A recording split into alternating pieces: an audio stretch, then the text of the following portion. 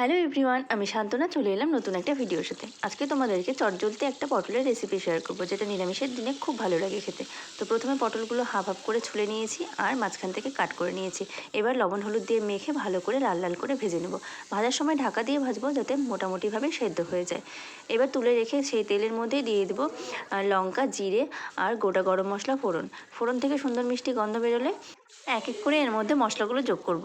এখানে আমি দিচ্ছি আদা জিরে বাটা, ধনে গুঁড়ো, লঙ্কার গুঁড়ো, কাশ্মীরি লঙ্কার গুঁড়ো রঙের জন্য, হলুদ আর লবণ দিয়ে ভালো করে মশলাটাকে একটু সামান্য জল দিয়ে কষাতে থাকবো। এই সময় আমি এর মধ্যে কুচি করে রাখা টমেটোটাও দিয়ে দেবো, দিয়ে ভালো করে একবারে কষিয়ে নেব। মশলাটা সুন্দরভাবে কষানো হয়ে গেলে এর মধ্যে ভেজে রাখা পটলগুলো দিয়ে আবারও একটু মিশিয়ে নেব।